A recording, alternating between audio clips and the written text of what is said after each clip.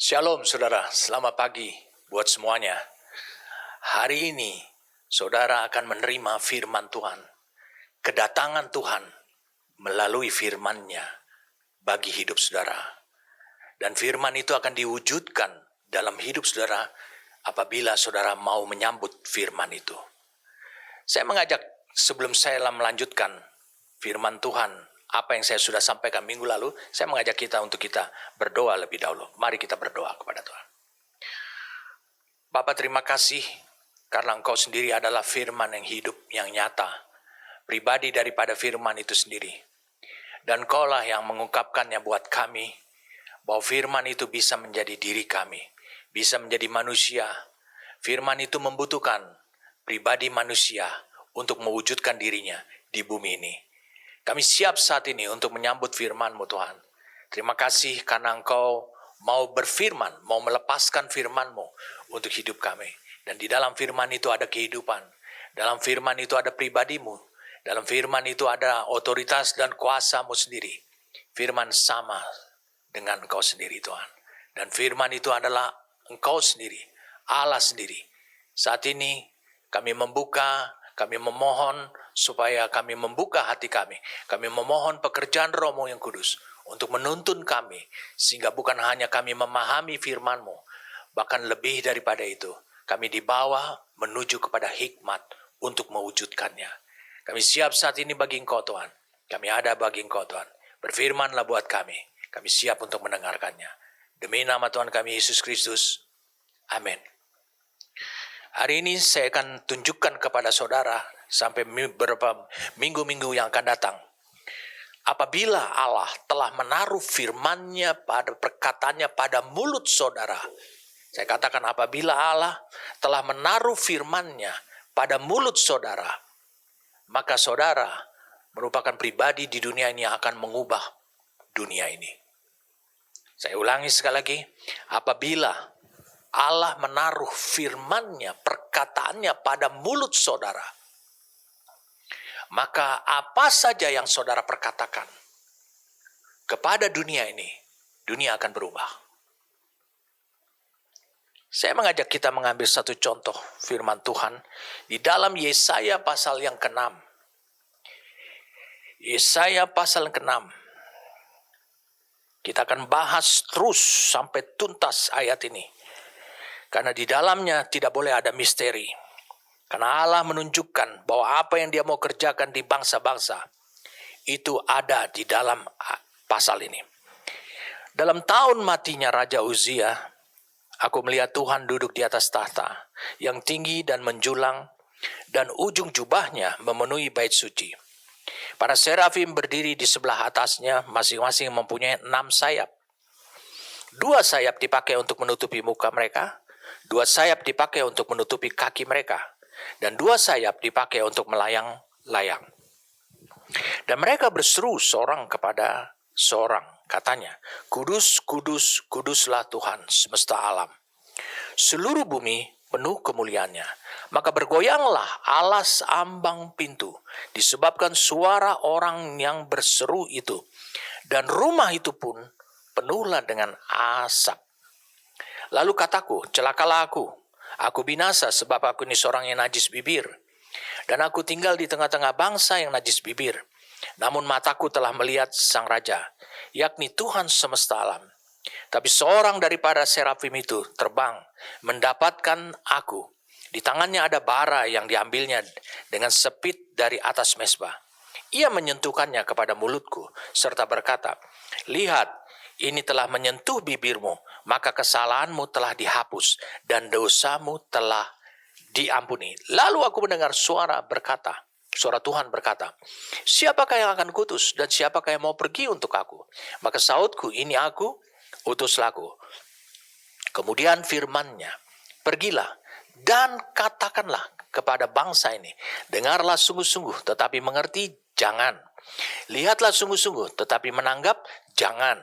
Buatlah hati bangsa ini keras, dan buatlah telinganya berat mendengar. Dan buatlah matanya melekat tertutup, supaya jangan mereka melihat dengan matanya dan mendengar dengan telinganya dan mengerti dengan hatinya, lalu berbalik dan menjadi sembuh. Kemudian aku bertanya, sampai berapa lama ya Tuhan? Lalu jawabnya, sampai kota-kota telah lengang, sunyi, sepi. Tidak ada lagi yang mendiami, dan di rumah-rumah tidak ada lagi manusia, dan tanah menjadi sunyi dan sepi. Tuhan akan menyingkirkan manusia jauh-jauh sehingga hampir seluruh negeri, hampir dikatakan, hampir seluruh negeri menjadi kosong. Dan jika di situ masih tinggal 1/10 dari mereka, mereka harus sekali lagi ditimpa kebinasaan.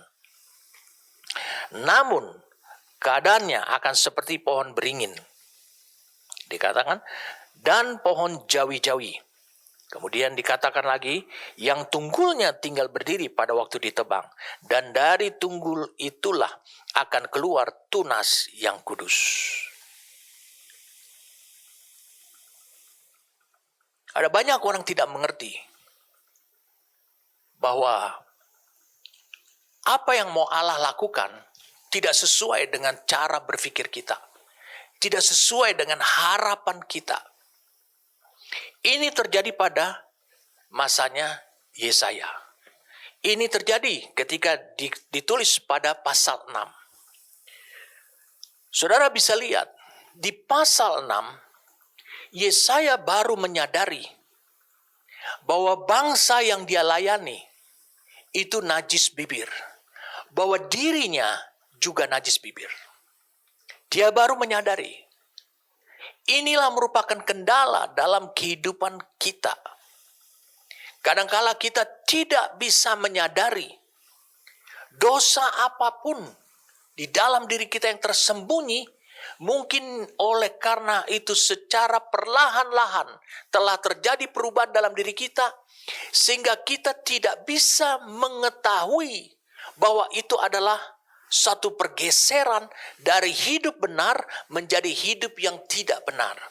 Pergeseran itu lambat laun, lambat laun, lambat laun. Saya ingin menjelaskan sampai beberapa sesi ke depan kepada saudara, bahwa apa yang mau Allah lakukan, bahwa apa yang mau Allah kerjakan kepada anak manusia, yaitu manusia itu sendiri, itu adalah Dia ingin bahwa manusia itulah yang akan mengubah seluruh dunia ini. Bukan manusia yang diubah oleh dunia, tapi manusialah yang akan mengubah seluruh dunia. Kita melihat di sini beberapa hal sebelum saya akan mulai kita membahasnya tahap demi tahap.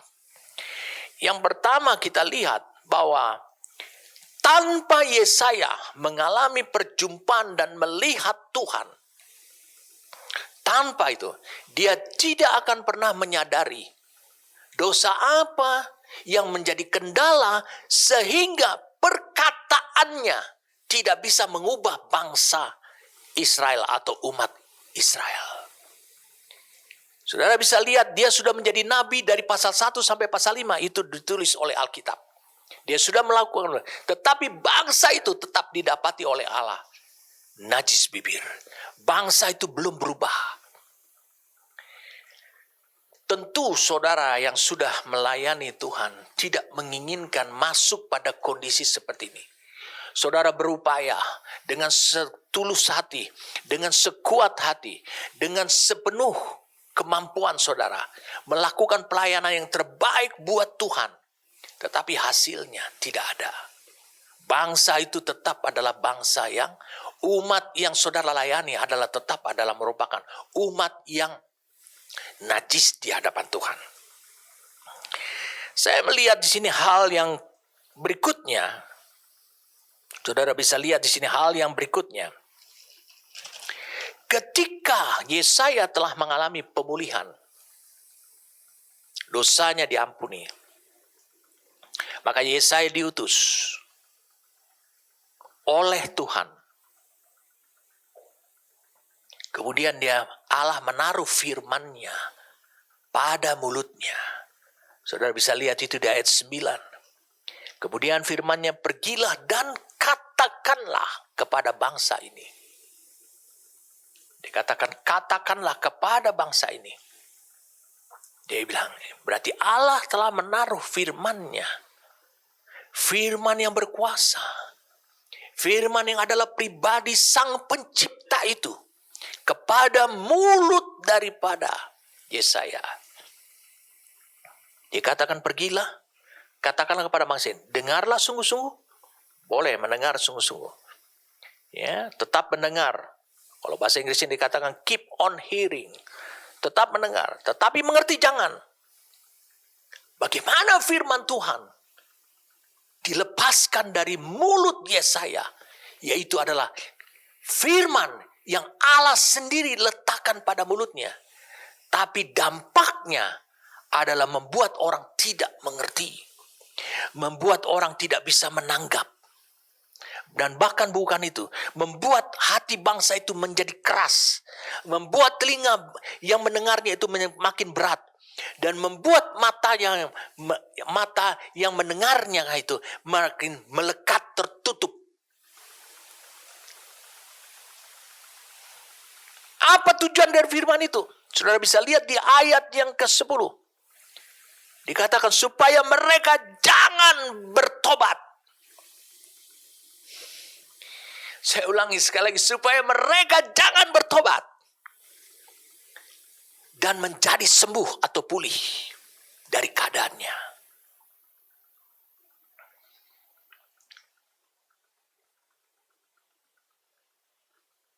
Beberapa puluh tahun yang lalu, ketika saya mendapatkan, disingkapkan oleh Tuhan, baru di tahap awal tentang Yesaya pasal 6 ini. Saya bingung. Dan saya berkata, Tuhan, masakan firman Engkau taruh dalam mulutku, dan saya harus memperkatakannya dalam ketaatan, karena Engkau mengutus aku. Tapi hasilnya, saya ulangi, hasilnya membuat orang tidak bertobat. Orang yang sudah dekat dengan firman, orang yang sudah dekat dengan pertobatan, ketika firman itu dilepas, justru jauh dari pertobatan.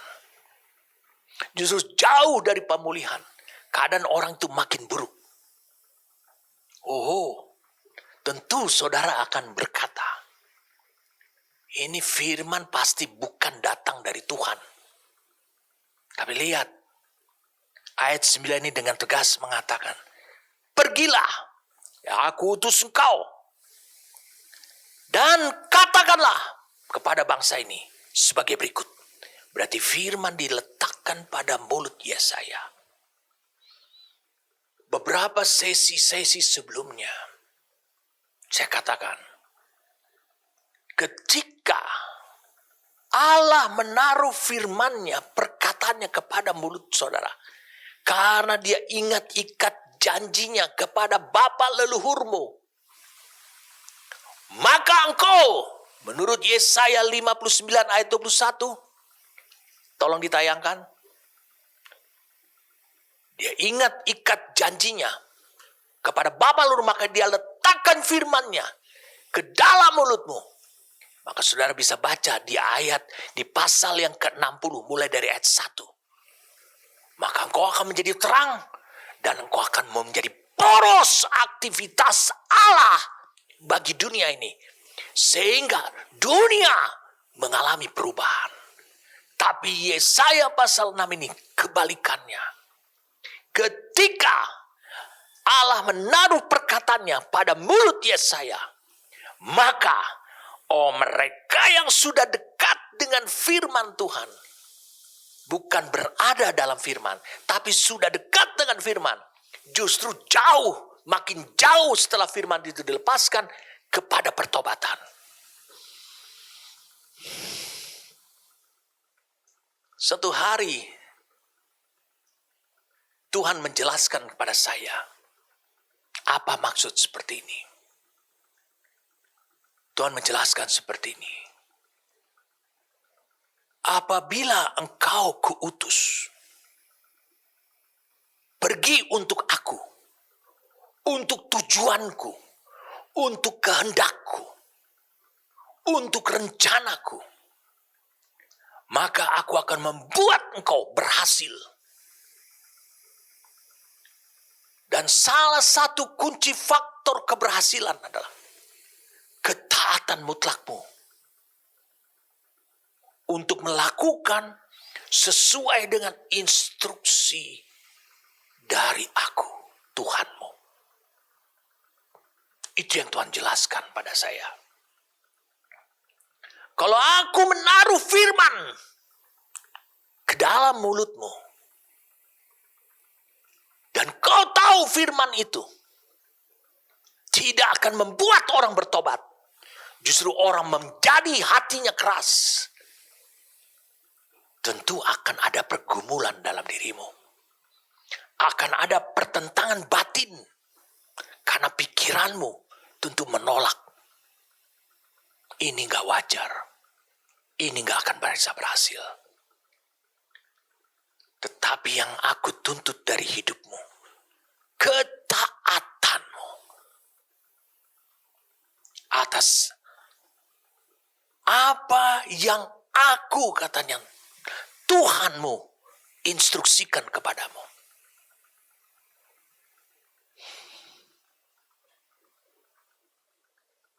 Coba saudara berpikir.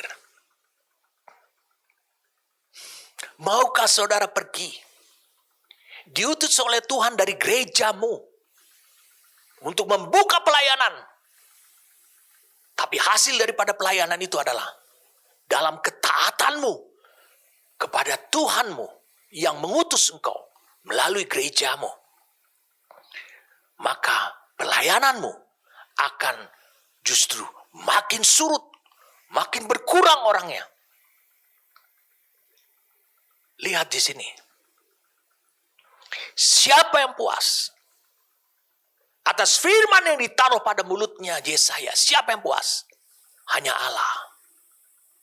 Lihat dua pribadi yang tidak merasakan kepuasan. Yesaya tidak puas karena dia lihat hasilnya tidak seperti yang diharapkan. Orang-orang, yaitu umat Tuhan yang sebenarnya sudah dekat, ketika mendengarkan firman Tuhan seperti itu, justru makin undur. Mereka juga tidak puas. Mereka tidak terpuaskan. Yesaya tidak terpuaskan. Siapa yang terpuaskan? Hanya Tuhan. Yesaya lah yang menulis bahwa rancanganku dengan rancanganmu manusia, pemikiranku dengan pemikiranmu manusia, itu seperti langit dari bumi. Sangat berbeda. Sulit kita bisa menyelami pekerjaan yang dilakukan oleh Allah. Dari awal sampai akhir, pengkhotbah mengatakan seperti itu. Oke, saya akan jelaskan kepada saudara. Tapi hal yang ketiga, mari kita lihat. Lihat ayat 12. Tuhan akan menyingkirkan manusia jauh-jauh. Sehingga dikatakan hampir seluruh negeri. Ayat 12. Menjadi kosong. Berarti tidak semuanya punah seperti Sodom dan Gomora. Tidak semuanya. Hampir. Bukan berarti sudah total. Hampir. Dan jika di situ masih ada tinggal 10 dari mereka, mereka harus sekali lagi ditimpa kebinasan. Namun keadaannya akan seperti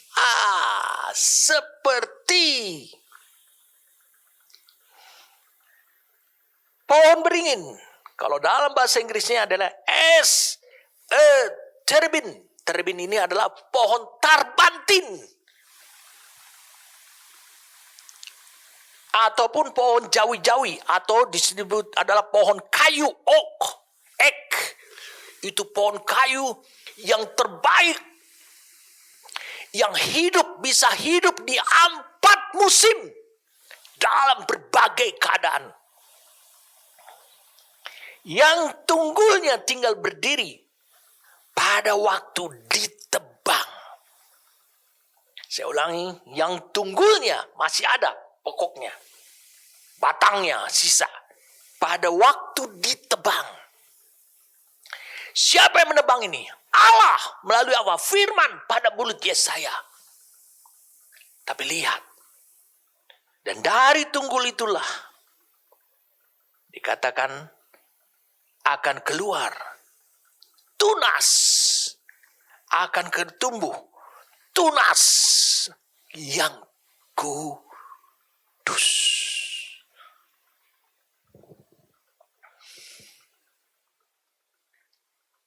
Kalau engkau disuruh oleh Tuhan seperti ini,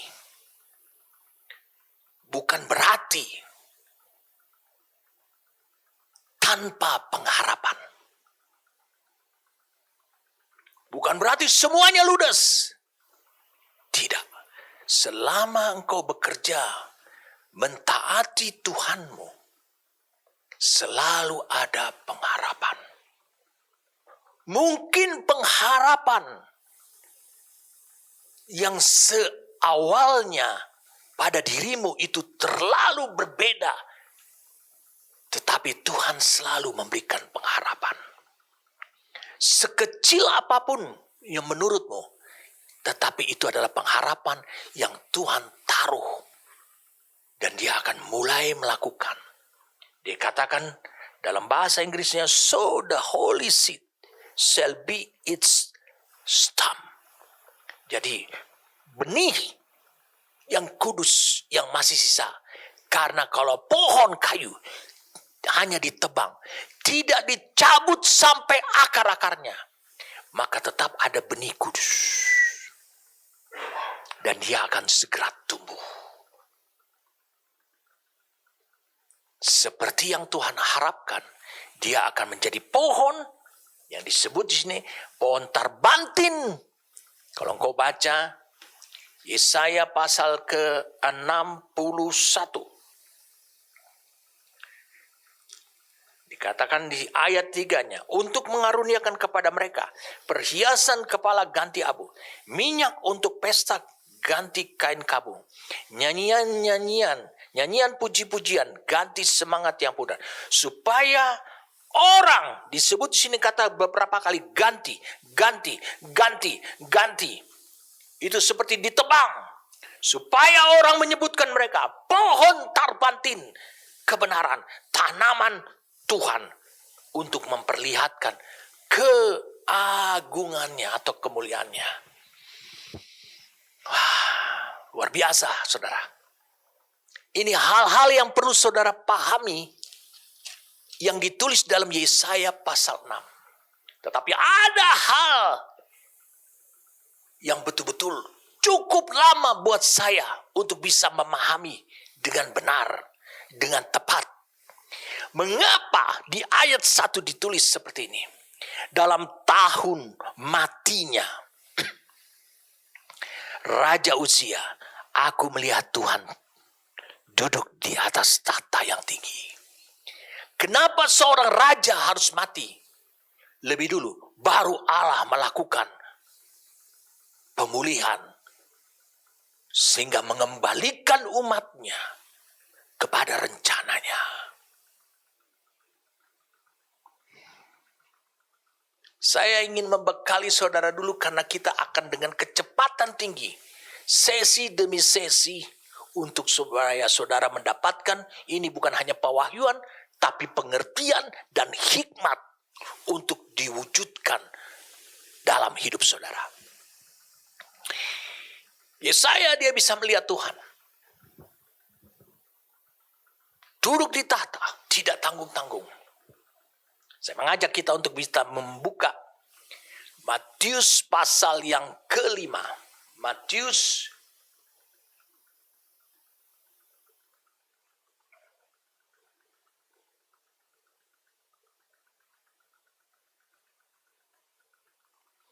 pasal yang ke-5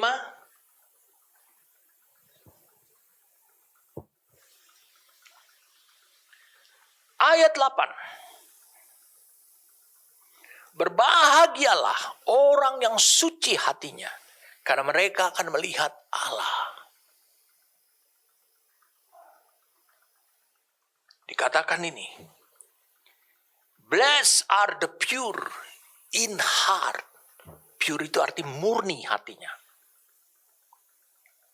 tidak memiliki motivasi ganda. For they shall see. Mereka itu harus, akan, pasti. Shall see God. Saudara bisa lihat bagaimana pemulihan Israel, Yehuda khususnya di sini, di pasal 6 ini, Allah akan lakukan. Dan itu berlangsung sampai 750 tahun kemudian, sampai lahirnya Yesus. Sampai lahirnya Yesus. Allah melakukan dari mulai titik ini pemulihan untuk melanjutkan apa yang dia pernah katakan, dia pernah janjikan kepada Daud. Makanya Yesus, saya ulangi, Yesus disebut adalah anak Daud. Dan saudara tahu, iblis tahu itu rencana Allah yang besar. Makanya dia lakukan sabotase. Dan apa yang terjadi di Yesaya pasal 6 ini, itu adalah sabotase yang halus sekali. Tapi itu membuat rencana Allah itu tertunda sesaat untuk mencapai penggenapannya. Itu sebabnya Allah tidak diam. Ketika matinya Raja Uzia, pemulihan dia lakukan. Saya katakan pemulihan dia lakukan. Sampai 750 tahun kemudian, dia lakukan pemulihan itu. Sampai Yesus datang. Jadi orang yang murni hatinya. Jadi ini adalah persoalan kemurnian hati. Allah akan mulai dari titik itu. Orang yang murni hatinya. Orang yang tidak mendua hatinya. Dia akan melihat Allah. Tidak ada yang misteri bagi Allah. Tidak ada yang misteri dari Allah bagi hidupnya. Ayat yang kedua, yang kita mungkin tidak akan membuka-bukanya lagi kalau tidak perlu, adalah Matius 15.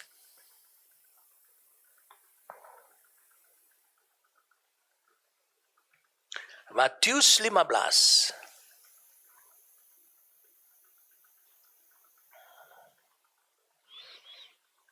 Sampai ayat 20. Tidak tahukah kamu bahwa segala sesuatu yang masuk ke dalam mulut turun ke dalam perut, lalu dibuang di jamban. Tetapi apa yang keluar dari mulut berasal dari hati. Dan itulah yang menajiskan orang.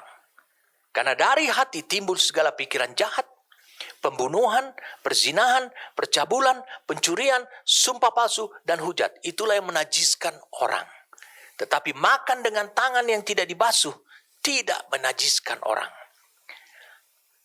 Yesaya mengakui setelah dia melihat Tuhan. Dia mendapati bahwa dia najis bibir. Kalau menurut Matius 15, dia najis bibir itu bersumber dari hatinya. Yang jadi pertanyaan, bukankah di Matius 5 ayat 8, orang yang murni hatinya, orang yang tidak kedapatan, sumber perkataannya itu najis.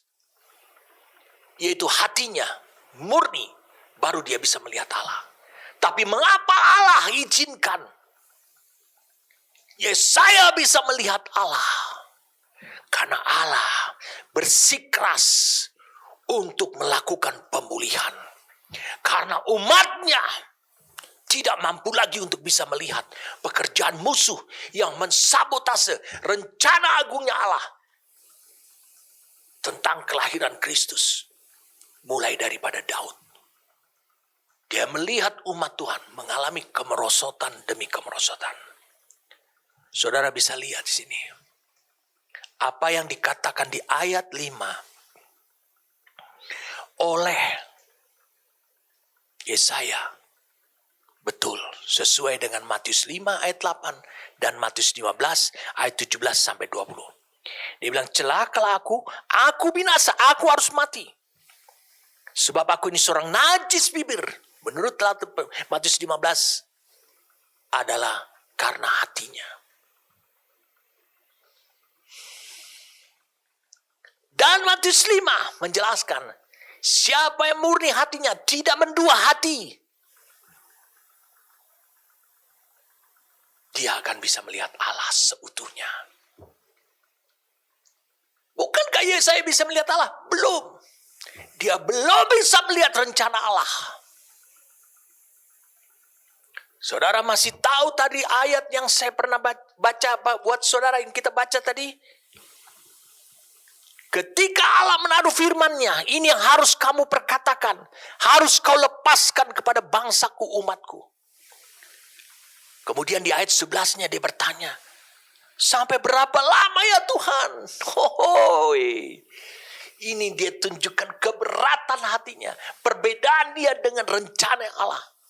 Berarti ketika hati Yesaya belum benar, belum tepat seperti yang Tuhan inginkan. Dia memang diizinkan melihat Allah, tapi dia tidak bisa melihat rencana Allah, cara berpikir Allah seutuhnya. Dia melihat Allah karena Allah mau melakukan pemulihan. Wah, ini hal yang penting buat saudara. Allah menaruh firman-Nya pada mulut saudara, membuat saudara bersuara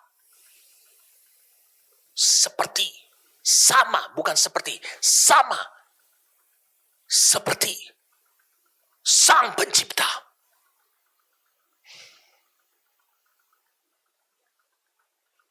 Ketika Sang Pencipta berkata, jadilah terang, terang itu jadi. Jadilah cakrawala, cakrawala jadi.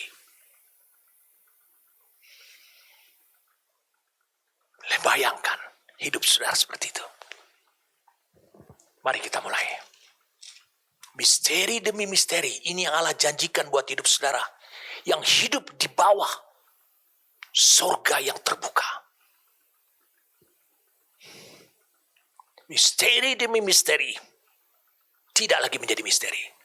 Tidak lagi menjadi rahasia. Dalam tahun matinya, katanya, kita akan bahas tahap demi tahap, ayat demi ayat. Di sini ditulis, dalam tahun matinya Raja Uzia, aku melihat Tuhan duduk di atas tahta yang tinggi dan menjulang, dan ujung jubahnya memenuhi bait suci. Kita perlu untuk menggali, mengetahui lebih dulu siapa Raja Uzia ini. Kalau kau buka di 2 Tawarikh 26, betapa hebatnya Raja Uzia ini. Tapi untuk mempersingkat waktu, saya mau beritahu pada saudara secara cepat. Raja Uzia, saya ulangi, Raja Uzia ini, dia diangkat menjadi raja pada saat usia muda. 16 tahun dia sudah menjadi raja atas Yehuda. Saya katakan bukan oleh Israel, bukan menjadi raja Israel seluruhnya. Pada saat itu Israel telah terbagi 2. Yehuda, kerajaan Yehuda, dan kerajaan Israel. Kerajaan Yehuda mengambil tempat pemerintahan Yerusalem. Tapi kerajaan Israel mengambil tempat adalah di Samaria. Orang terpukau, saya ulangi, orang terpukau melihat kekaguman Raja Uzia ini. Saya mengajak kita untuk kita membuka lebih dahulu 2 Tawarikh pasal 26. Saya yakin saudara juga sebagai orang yang rohani, ketika engkau menemukan seorang pemimpin seperti Raja Uzia seperti ini, Raja Uzia seperti ini, tentu engkau akan mengagumi dan kau percaya bahwa dia adalah pemimpin yang ditetapkan Tuhan untuk membawa umatnya kepada kebenaran.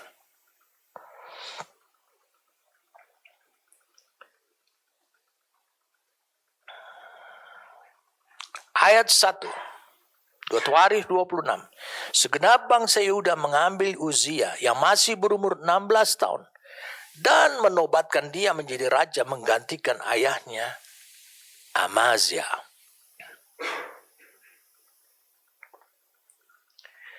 Kita lihat di sini bagaimana kehidupannya Uzia.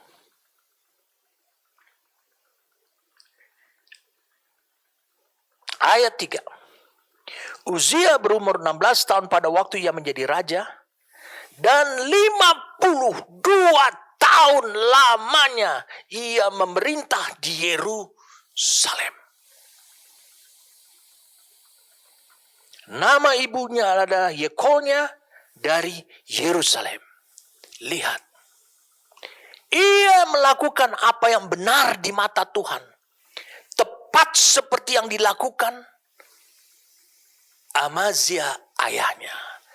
Ia mencari Allah selama hidup Zakaria yang mengajarnya supaya takut akan Allah. Dan selama ia mencari Tuhan, Allah membuat segala usahanya berhasil. Saudara bisa baca mulai dari ayat 6 sampai ayat 15. Bagaimana kehebatan daripada Uzia selama memerintah 52 tahun. Dia maju berperang melawan Filistin dan Filistin kalah. Bahkan dia terkenal sampai Mesir. Namanya termasyhur. Di ayat 7 dikatakan karena kekuatannya yang besar. Dia melakukan pembangunan sipil. Uzia mendirikan menara di Yerusalem di atas pintu gerbang sudut, di atas pintu gerbang lebak, dan di atas penjuru serta mengokohkannya. Ayat 9 itu. Ayat 10 dia juga mendirikan menara. Kemudian dikatakan di ayat 10-nya, juga ia mempunyai petani-petani dan penjaga-penjaga kebun anggur di gunung-gunung dan di tanah yang subur, karena ia suka pada pertanian. Selain itu, Uzia juga mempunyai tentara yang sanggup, ayat 11, berperang dan maju berperang dalam laskar-laskar. Menurut jumlah anak buah yang dicatat oleh Panitera Yeyel dan penata usaha Maasea, di bawah pimpinan Hananya, salah seorang panglima raja. Kepala-kepala puak pahlawan-pahlawan yang gagah perkasa dan seluruh berjumlah 2.600 orang. Di bawah pemimpinan mereka terdapat satu balan tentara terdiri dari 377.500 orang yang gagah perkasa dalam perang untuk membantu raja dalam menghadapi musuh.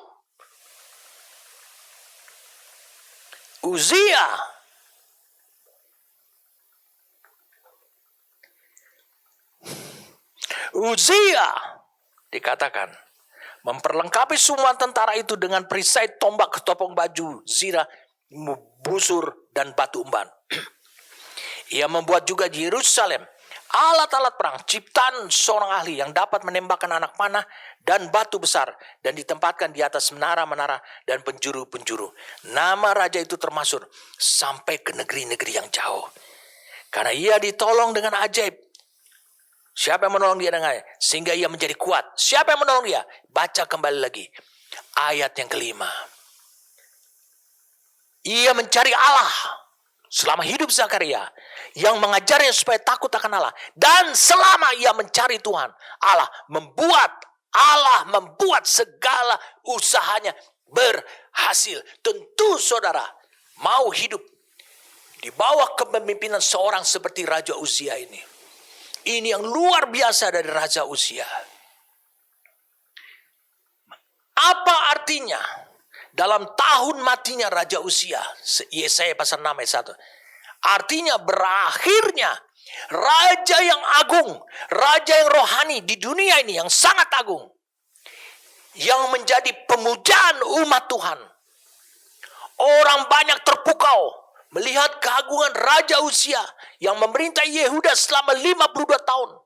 Melakukan pembangunan, musuh takut, dan dia menjadi populer sampai ke Mesir, sampai ke negeri-negeri Arab, negeri-negeri yang jauh. Dia populer.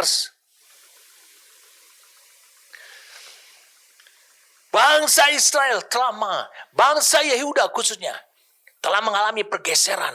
Mereka terpukau melihat kehebatan seorang raja ini. Di saat matinya Raja Uzia, mungkin saudara perlu bertanya, mengapa Raja Uzia harus mati? Allah ingin menunjukkan,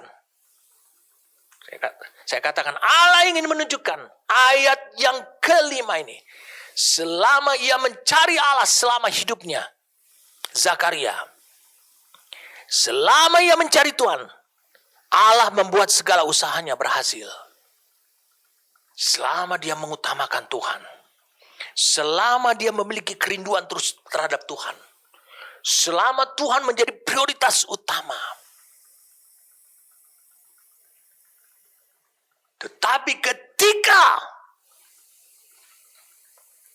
dia mulai menganggap bahwa pola ketetapan Tuhan itu, dia mulai merendahkan Allah, menganggap dia sudah lebih hebat daripada Allah. Itu ditulis dalam ayat 16. Setelah ia menjadi kuat, ia menjadi tinggi hati, sehingga ia melakukan hal yang merusak. Ia berubah setia kepada Tuhan Allahnya dan memasuki bait Tuhan yang seharusnya imam untuk membakar ukupan di atas mezbah pembakaran ukupan yang hanya bisa dilakukan oleh imam besar saja.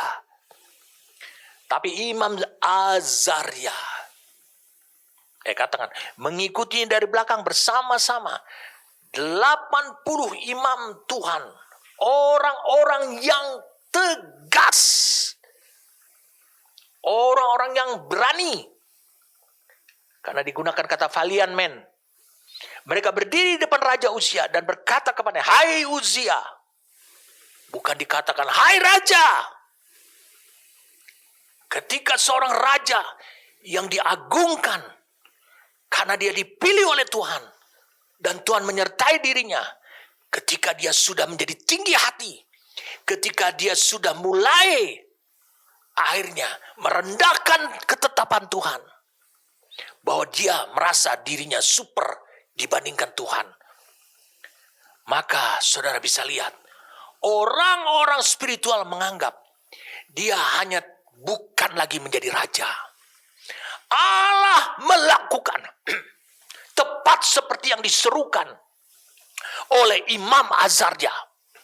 Dikatakan, hai Uzia, berarti engkau tidak lagi menjadi raja. Engkau tidak berhak. Dikatakan, engkau tidak berhak membakar ukupan kepada Tuhan. Hanyalah imam-imam keturunan Harun yang telah dikuduskan yang berhak membakar ukupan. Keluarlah dari tempat kudus ini. Wow. Karena engkau telah berubah setia, engkau tidak akan memperoleh kehormatan dari Tuhan Allah karena hal ini. Engkau tidak memperoleh kehormatan dari Tuhan Allah. Azaria tidak mengatakan, engkau tidak akan memperoleh kehormatan dari bangsa Yehuda lagi. Bukan. Tapi dari Tuhan. Tetapi Uzia dengan bokornya, karena hal ini. Tetapi Uzia dengan bokor ukupan di tangannya untuk dibakar menjadi marah. Sementara amarahnya meluap terhadap para imam, timbullah penyakit kusta pada dahinya. Di hadapan para imam di rumah Tuhan, dekat mezbah pembakaran ukupan. Imam kepala Azaria dan semua imam lain memandang kepadanya, dan sesungguhnya ia sakit kusta pada dahinya. Hati-hati, sakit kustamu. Saudara juga bisa penyakit kusta dari dahi. Dimulai dari dahinya. Sorry saudara. Cepat-cepat mereka mengusirnya dari sana dan ia sendiri tergesa-gesa keluar karena Tuhan telah menimpakan tulah kepadanya.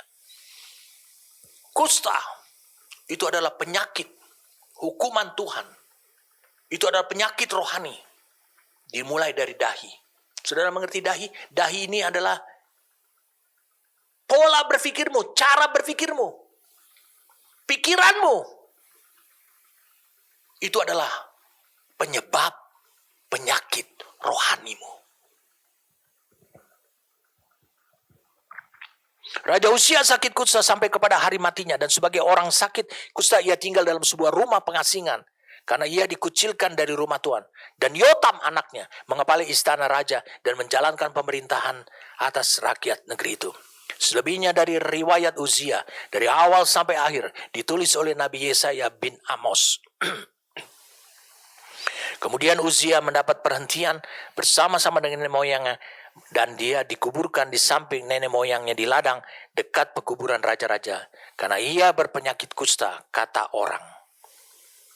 Maka Yotam anaknya menjadi raja menggantikan dia.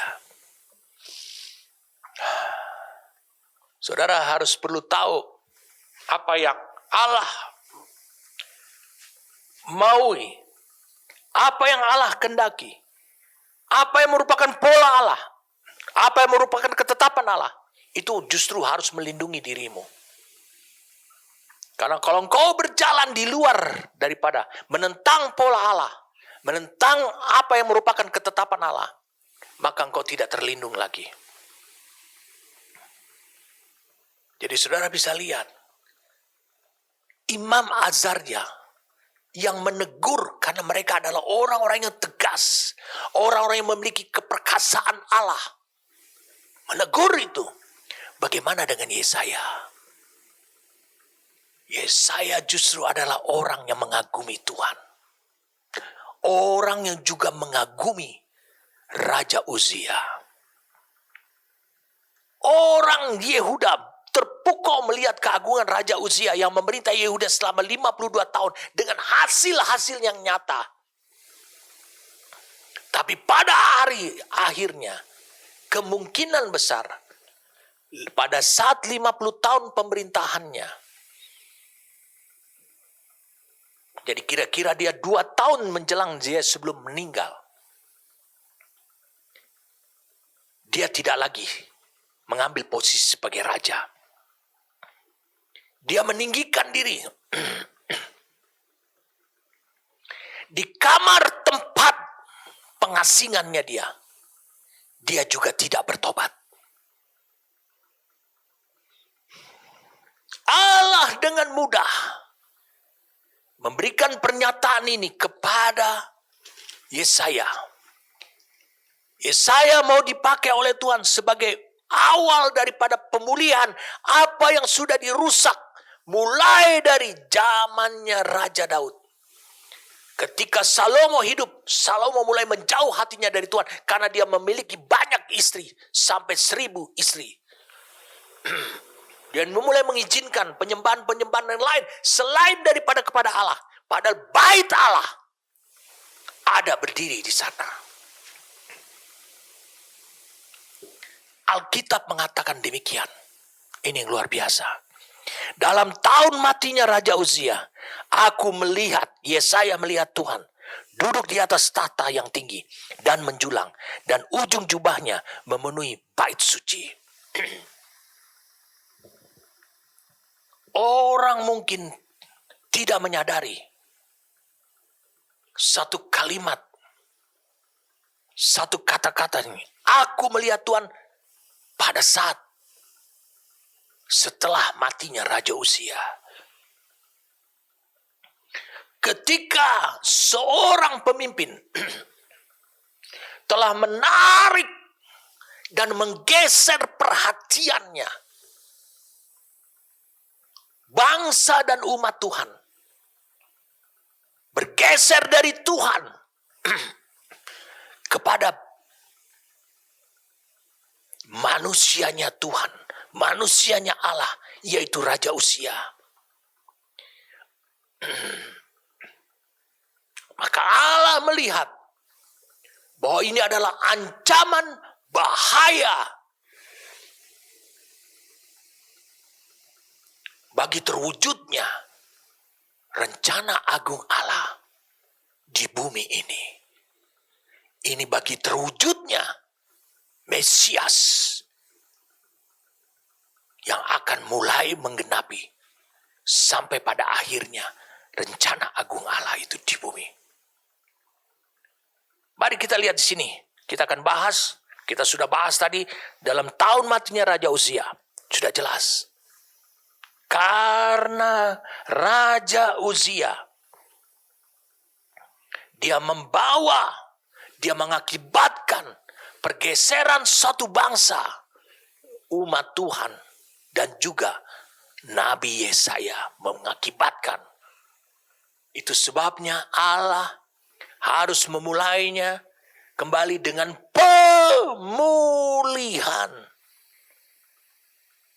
pemulihan manusia. Mari kita masuk pada step yang berikutnya. Langkah yang berikutnya. Aku melihat Tuhan duduk di atas tahta yang tinggi dan menjulang, dan ujung jubahnya memenuhi bait suci.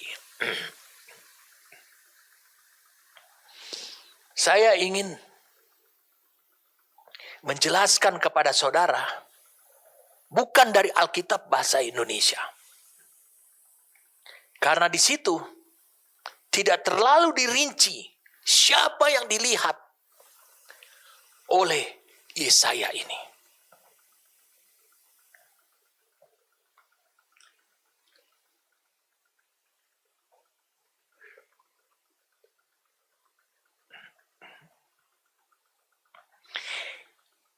Aku melihat Tuhan. Di dalam bahasa Inggrisnya disebut adalah the Lord. Tapi dalam bahasa Ibraninya disebut adalah Adonai. Saya katakan adalah Adonai. Itu H136. Adonai itu H136. Adonai ini adalah spesifik, ditujukan adalah kepada pribadi Tuhan Yesus Kristus, Sang Mesias. Ini adalah nama yang khusus diberikan, dirinci untuk menunjukkan bahwa dia bukanlah Allah Tritunggal itu, tetapi dia menunjukkan spesifik mengarah kepada Kristus. Kita bisa melihat perbedaan ini di ayat-ayat selanjutnya. Mari kita lihat di ayat yang ke-8.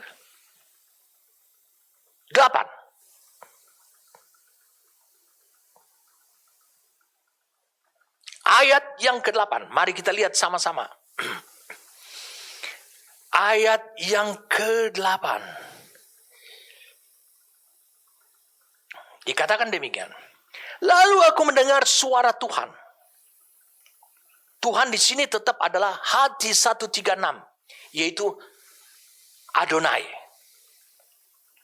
Lalu aku mendengar suara Tuhan yang berkata, siapakah yang akan kuutus atau Adonai utus, yaitu Kristus utus. Kemudian dikatakan, siapakah yang mau pergi untuk aku? Bukan. Kalau dalam bahasa Inggris yang dikatakan, siapakah yang mau pergi untuk kami? Bukan hanya Adonai. Maka sautku, ini aku, utuslah aku. Jadi di ayat 8 ini dibedakan yang memperkatakan siapakah yang akan kuutus. Kristus yang mengutus. Kristus mengutus ke-12 muridnya. Pergi ke seluruh dunia. Kristus mengutus 500 muridnya. Pergi ke seluruh dunia. Kristus mengutus 120 orang yang ada di atap loteng. Itu pergi ke seluruh dunia. Kristus mengutus. Tapi kemudian di ayat berikutnya, di ayat itu, siapakah yang mau pergi untuk aku? Bukan. Bahasa Indonesia itu salah. Bukan aku lagi. Bukan satu. Dia kata, whom shall I send and who will go for us? Untuk memperdalam ini, saya ingin supaya saudara bisa memahami. Mari kita buka sama-sama Mazmur 110. Mazmur 110.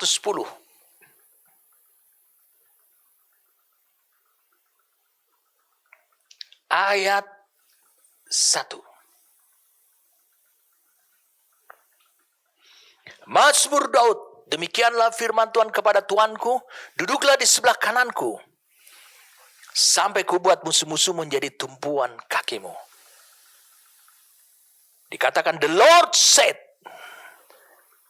The Lord said. King James Version. Tolong ditayangkan. The Lord said unto my Lord. The Lord yang pertama, yaitu Tuhan yang berkata, yang pertama, itu menggunakan kata Yehova. Berarti itu adalah Allah Tritunggal. The Lord said. Digunakan kata the Lord di sini adalah Yehova, adalah H3068. Kemudian dikatakan unto my Lord. Jadi the Lord berkata kepada my Lord. My Lord-nya di sini digunakan adalah H113, yaitu adalah kata dasar, kata baku daripada Adonai, yaitu adalah Adon.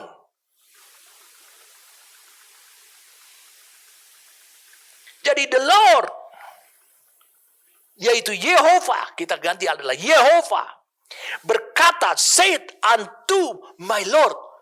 Itu adalah Yehova berkata kepada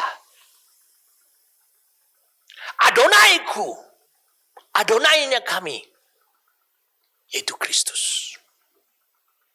Jadi ini dibedakan, saudara. Saya katakan ini dibedakan. Ini adalah bukti. Jadi saudara harus bisa membedakan. Yang dilihat Yesaya adalah Adonai, bukan Yehova.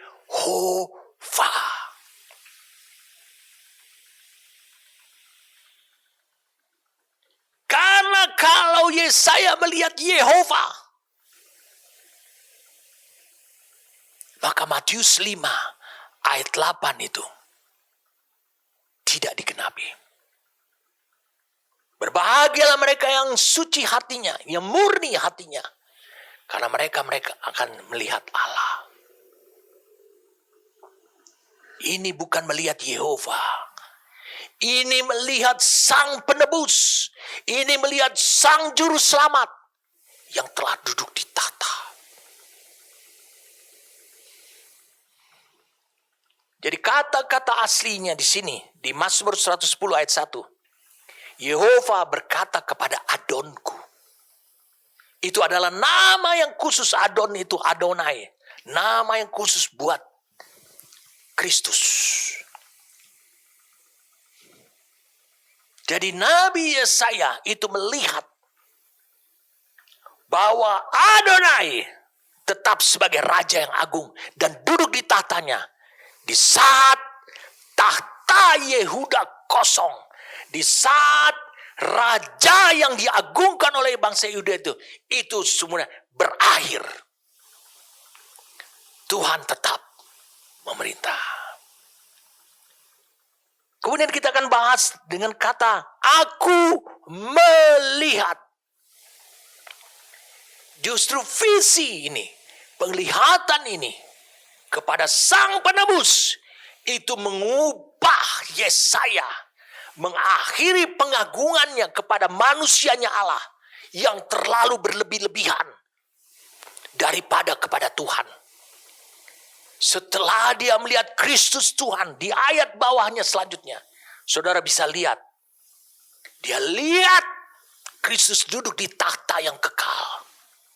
Tidak pernah turun, tidak pernah kosong tahtanya.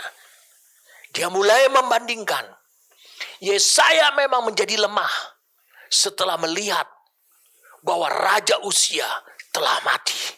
Yesaya menjadi tertekan karena matinya Raja Uzia. Sebab apa? Sebab dia terlalu mengagung-agungkan kehebatan Raja Uzia. Dia berbeda dengan Imam Azaria dan ke-28 imam yang lainnya.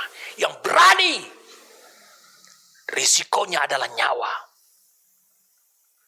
Mereka tetap mengagumi Allah. Ini yang dikatakan oleh Allah. Ini yang dikatakan oleh Tuhan. Tetap akan ada sisa daripada Israel. Dan sisanya inilah Allah akan membangun kembali tunggul. Dan akan keluar tunas yang kudus di ayat 13 tadi. Apa maksudnya buat kita? Saudara bisa lihat apa yang dilihat. Visi yang dilihat itu. Dia melihat Yesaya menyadari bahwa dia salah. Dia mengagumi sesuatu yang tidak memiliki kekuatan kekal. Yaitu posisi Raja Uzia. Azaria telah tahu. Makanya dia berkata, Uzia, berarti engkau copot sebagai raja. Jadi Imam Azaria jauh lebih baik daripada Nabi Yesaya pada waktu itu. Tahta yang dilihat menunjukkan Allah tetap ditinggikan. Dengan yang duduk di sana adalah Adonai, Kristus atau Agung. Mereka yang duduk di sana, yang memerintah. Saya mau berbicara kepada kalian para pemimpin. Mungkin banyak orang mulai mengagumi hidupmu karena kehebatanmu, karena kasihmu, karena hal-hal yang rohani dalam hidupmu. Tapi jangan sampai engkau harus peka menggeser kekaguman umat Tuhan pada awalnya kepada Tuhan dan akhirnya mengagumi hidupmu. Kalau para pegawainya Daud dan tentara-tentaranya Daud berkata kepada Daud ketika Absalom sudah mengkudeta Yerusalem. Dan dia berkata, Raja, engkau lebih bernilai, engkau lebih berharga. Kalau engkau ditangkap, kalau engkau mati, kami juga habis. Lebih baik kami yang mati, tapi engkau tetap hidup. Bukan berarti itu adalah mengagumi Daud terlalu berlebihan. Bukan berarti ketika engkau mengagumi, kalau engkau melakukan pelayanan, penghormatan kepada Bapa rohanimu, bukan berarti itu terlalu berlebihan. Hanya engkau harus peka. Semua pegawai Daud, semua tentara Daud mengagumi Daud. Tapi sebenarnya mereka mengagumi Allahnya Daud.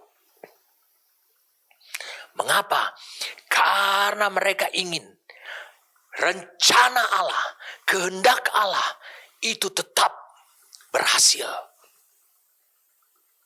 Dengan memakai Daud dan orang-orangnya. Tahta menunjukkan bahwa Allah ditinggikan dan diagungkan. Dan yang duduk di sana itu adalah lambang pemerintahan. Saudara harus mampu melihat Tuhan itu tinggi dan agung. Tuhan itu besar. Sebab jika tidak, maka pandanganmu akan terarah kepada manusia yang lebih rendah derajatnya. Duduk di tahta artinya menjadi pusat pengendalian, pusat poros aktivitas kehidupan dari sorga. Ini menunjukkan bahwa pemerintahan Allah melalui Kristus itu kekal. Tapi pemerintahan Uzia sudah berakhir.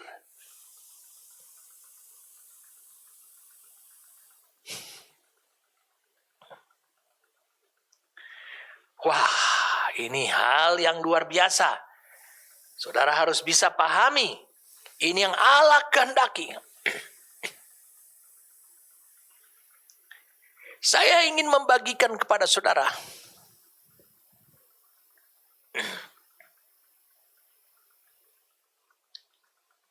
suatu tantangan buat hidup saudara.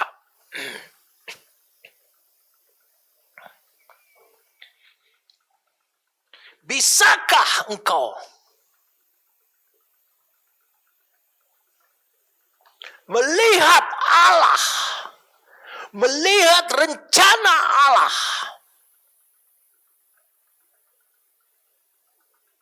di dalam kepemimpinan pemimpinmu ataupun bapa rohanimu. Itu yang Allah kehendaki.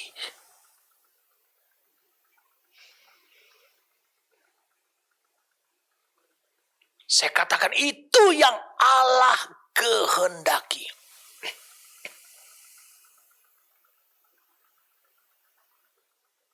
Kalau engkau baca di 1 Raja-Raja,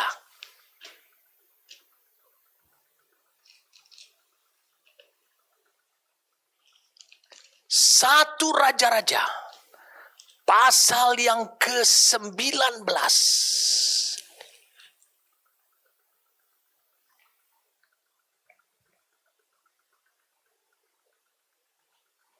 Oh sorry, 1 Raja-Raja pasal ke-17.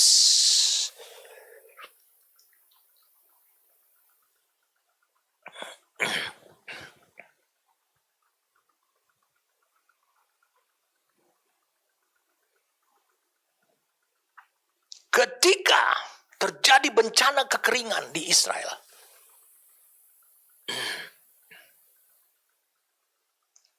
karena apa yang diucapkan oleh Elia,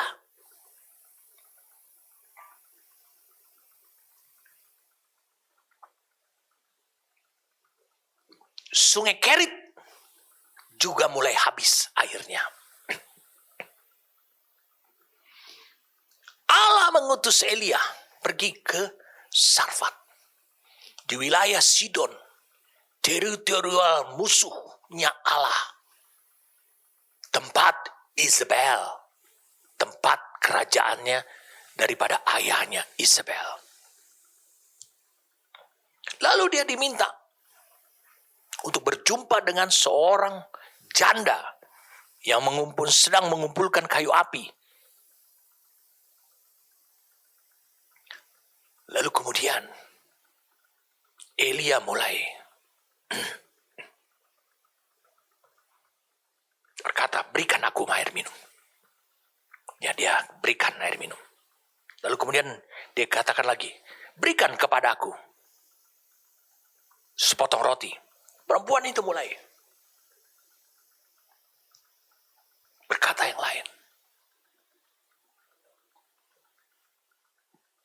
Rencana kami adalah, ini ada segenggam tepung, sedikit minyak, lalu kami kumpulkan kayu api, kayu bakar, kemudian kami mau pulang, mengolahnya tepung itu dengan minyak itu, lalu memakannya, maka kami mati, karena itu sisa terakhir kami. Dia seorang janda dengan seorang putra. Tapi Elia mengatakan, jangan takut. Dia pulanglah, buatlah seperti yang kukatakan. Lalu dia lakukan. Kemudian Elia berkata, sebab ginilah firman Tuhan Allah, tepung dalam tempayan tidak akan habis, minyak dalam buri tidak akan berkurang, sampai pada waktu Tuhan memberi hujan. Lalu pergilah perempuan itu melakukannya. Pertanyaannya, itu semua terjadi. Bukankah sering kita mengagumi hamba Tuhan? Tapi lihat janda ini. Dia bisa melihat. Saya ulangi. Dia bisa melihat Allah yang sedang punya misi melalui Elia. Itu sebabnya dia punya kekuatan untuk melakukannya.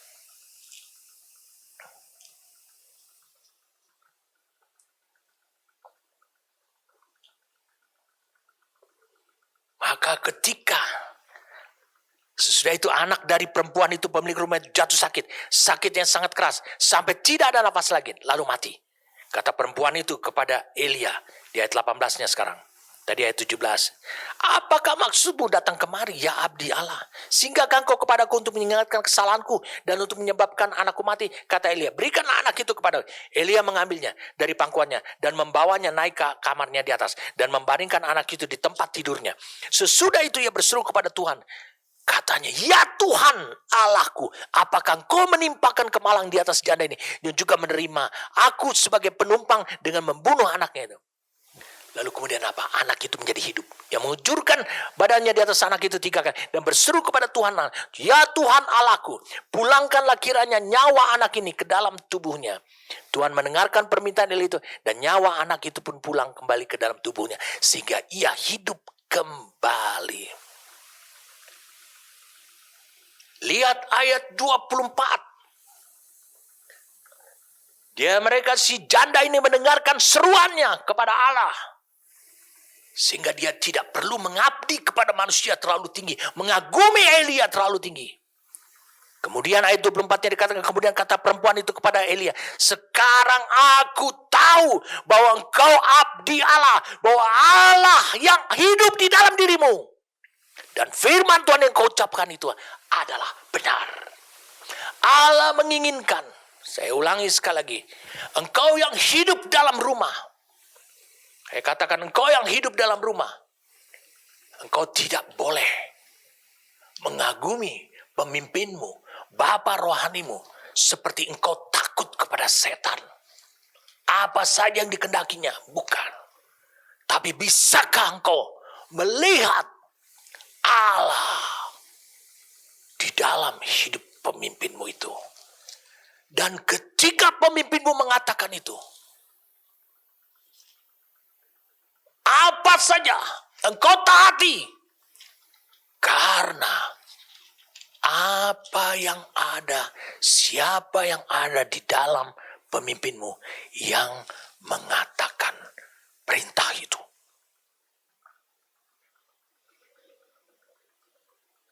Yesus mengatakan juga,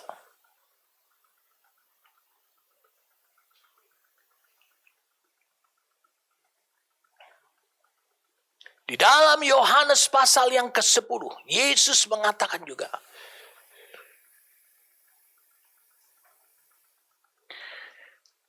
bahwa apa yang dia katakan itu bukan dari dirinya sendiri.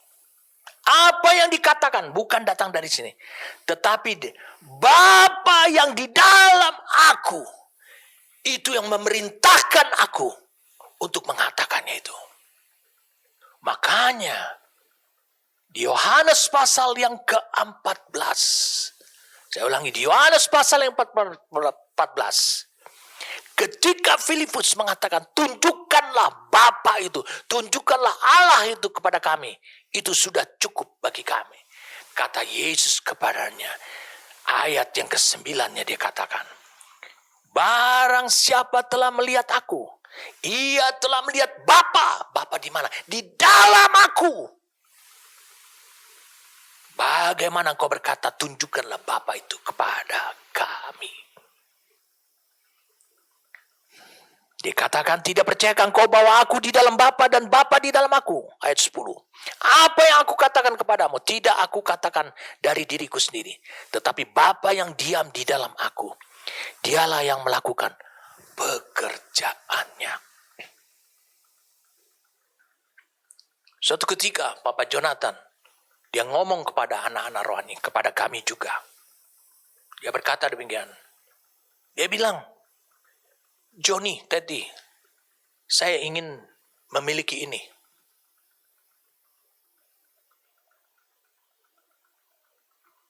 Kami penuhi. Berapapun harganya. Kami penuhi. Apapun risikonya. Kami penuhi itu. Kami lakukan. Dan apa yang terjadi? Kenapa kami lakukan itu? Apakah kami mengagung-agungkan Papa Jonathan dan Mam Helen? Mengagungkan kepada tidak. Kami melihat Allah yang hidup nyata di dalam dirinya.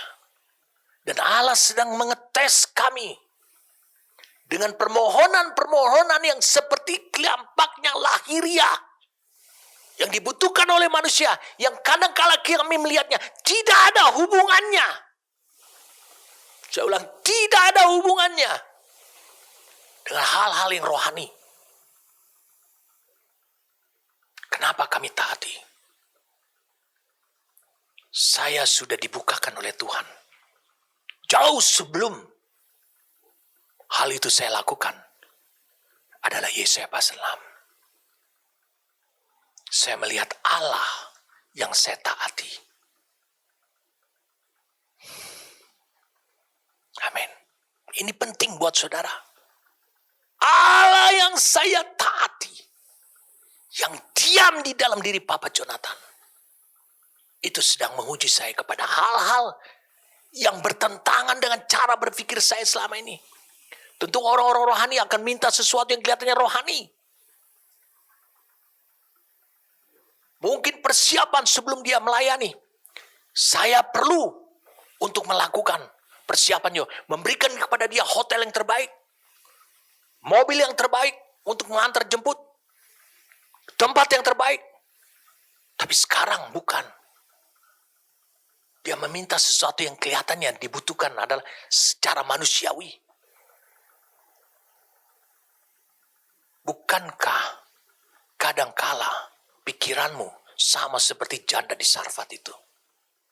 Bukankah, wah, air oke, kami kasih. Tapi bagaimana dengan roti? Kami akan diperhadapkan pada kematian. Tapi Elia mengatakan, taatilah. Yesaya juga mengatakan, ini pergilah, katakanlah seperti ini. Gak gampang, saudara. Allah menantang kau sekarang. Sebelum saya akan lanjutkan minggu yang akan datang kepada ayat-ayat selanjutnya, cukup banyak. Tapi saya berjanji, engkau akan dibukakan misteri demi misteri. Misteri untuk kehidupanmu. Sehingga engkau akan berjalan dengan kekuatannya Allah sampai kepada destinimu. Ini luar biasa. Allah ingin, saya ulangi, Allah ingin engkau memandang kebesaran dan keagungan Dia. Jauh melampaui segala sesuatu di alam ini yang cepat berubah. Sebab tidak ada yang kekal. Kau harus memandang yang kekal. Dan ingat, ketika matamu memandang yang kekal, maka hatimu berubah. Hatimu telah dimenangkan oleh Tuhan. Hatimu benar, sehingga engkau mengagumi bukannya Raja Uzia yang hebat, yang membangun pertanian, yang membangun perekonomian yang hebat, luar biasa.